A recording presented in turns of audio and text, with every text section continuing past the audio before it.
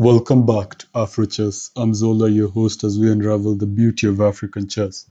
Today we'll be looking at a game from the 2025 African Junior Chess Championship held in Cape Verde, with the white pieces Braaf Jiraan of South Africa versus Simiyu Jadon, 14-year-old Kenyan prodigy. We kick off with the Sicilian defense and Braaf opts for the delayed galloping. Now the problem of the delayed galloping is you can kind of prevent it. Knight f6 attacks the pawn on e4, but you can't really be grabbing candy right now, as you get forked on a4 and you'd have to resign before move 5. Knight c6 developing, queen c2 defends the pawn, and e5 shuts down any d4 ideas white had. Bishop c4, more simple development. You get respectful castling from both sides. Bishop e6 challenges the bishop on c4. Now this trade, according to me, is very beneficial for black. It fills up the hole black created on d5 when he pushed the c and e pawn. And now black will have later ideas of d5, just grabbing the whole center. Maybe a very natural kingside attack with queen e1 and queen h5 and f12 being already open. We get a4 from white, just grabbing some space. Queen d7 connecting the rooks. All guys bringing their pieces, optimal positions, and a bit of reshuffling. And we do in fact get the d5 push. Now white never really wants to be the one trading on d5, as he loses his central presence, fixes black's structure, and leaves black with a really massive center, and white will find it difficult to fight back against it.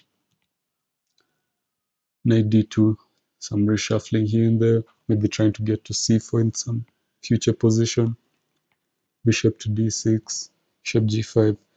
All powerful engine suggests the immediate capturing of the knight, not dropping back to h4. Maybe displaces black's pieces a little bit, or removes a critical defender of black's center. Queen to f7, and we see black rerouting his pieces to where he will try his main source of play, which will be the kingside attack. The bishop does in fact take on f6. Queen takes. Engine here suggests something crazy. G takes on f6, getting the biggest center in the world, and maybe king to h7, rook g8, queen f8, queen g8 queen g7 just going for a crazy kingside attack. But Jadon keeps it normal. That was a bit too much, honestly speaking. Knight e7, bringing more pieces to this side. Knight g6, and g3 is critical here. You cannot be allowing this knight into f4, h4. It's a knife on either of those squares, as it exerts serious pressure on your king side. Queen to g5, trying to force the knight into those squares. King h2 steps off the pin. Rook f7, slowly bringing pieces this way. And h4, very natural move, trying to push black back.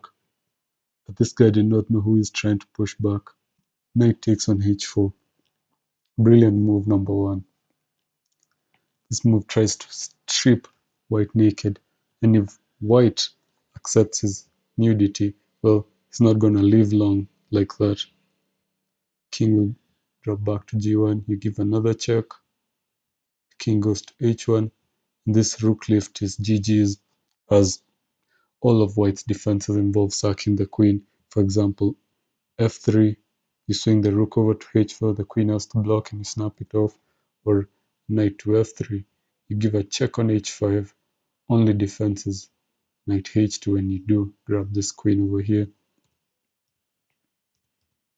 Back to the game. Jiraan sensed the incoming danger and did play the best move, knight to e3, bringing more pieces to defend his king. d5, get knight to c4, attacking the bishop. Bishop drops back. Rook g1, desperately trying to corral his king with his pieces. Rook f8, more attackers are brought into the game. Rook to f1. The knight simply drops back after stealing a pawn. Good job, knight. f3, forming a defensive barrier near his king. h5 is the best move in the position. This move just wants to rip apart the king at all costs. Queen g2, you really have to have all your beef over there for what's about to come. Rook f6, all natural stuff. a6, taking his time. Mm. Knight e7 is a bit of a step in the wrong direction. Not really, it's a bit slow, but the best move here was h4. Yeah, it looks a bit crazy. But the whole point is you do sack a pawn, you drop back to h6, and it looks like white is getting something going here. He's really not. You sacked a pawn to stick your knight into f4, queen to g4. You simply drop back, creating a square for another piece to land on h6. Let's say white, what's a natural move for white here? And something like, I don't know, dropping back to h, something like h5 looks natural. And the whole point is to stick your rook into here, and you will be winning back this pawn. Back to the game. Black decided to not rush. There is no rush. You still have your attack. You can take your time. King h1 is apparently a miss, according to the all-powerful Stockness monster. We keep on going. It's a human game. Knight b3 targeting the pawn on c5. And we do in fact take the free pawn on f3. At the end of the day, a pawn's a pawn, and you have two right now. Knight takes on c5, tries to restore the material balance. Knight d8 defending e6. White does take back another pawn. Material is equal at the moment, but only one king is feeling the heat here. King h7 is very important. You cannot be lazily playing something like king h8. You get forked on c8, and white has time to pick up the bishop in that position, as his last move was a check. So we get the accurate king to h7, queen to d7 attacks the bishop. 90% of players, or even more, would be moving this bishop somewhere, maybe to d8 or to c8, but not Simiyu. No, no, no. You can smell the blood in the water. h4. Both kings are on the same file, but only one's in danger, and it fights. If you take the bishop now, looks very natural, assuming maybe you'll defend yourself. Well, you don't have enough time. Once again, all of white's defenses here involve sacking the queen. The nastiest part, you don't even touch it.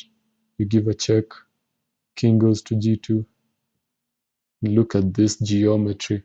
King has to take on g3. Another check on f4. Rook h2 mate. Beautiful. White didn't fall for the trap. He dropped back to defend his king. Now you simply snap on c3, pick up one more pawn. You can go for that queen trade into a better endgame. Materials equal for the moment, but white's pawn structure is miserable. All of those pawns are gonna drop. We start with the one on c3, we pick up the one on a5, and the last one on h4. Black is suddenly up 3 pawns. It's a completely winning position. All you have to do is not explode and push your pawns. Rook swings over to f6. The pawns start rolling. Bishop to b6. The pawns will keep moving. White can't really generate anything here, doesn't, unless black somehow puts his king in a terrible position where it gets mated. Another check. And a beautiful little finish to our amazing game. a5. I don't need the rook. My pawns and the bishop are sufficient. The pawns start rolling, the rook is helpless. Bishop to d4 glues in everything. Pawns just roll. There's nothing white can do. a2 forces resignation. Wow, what a game. What a game. Damn. If you enjoyed the video, please remember to like, share, and subscribe. If you have any other interesting videos you'd like me to cover, drop a link in the comment section. Peace out.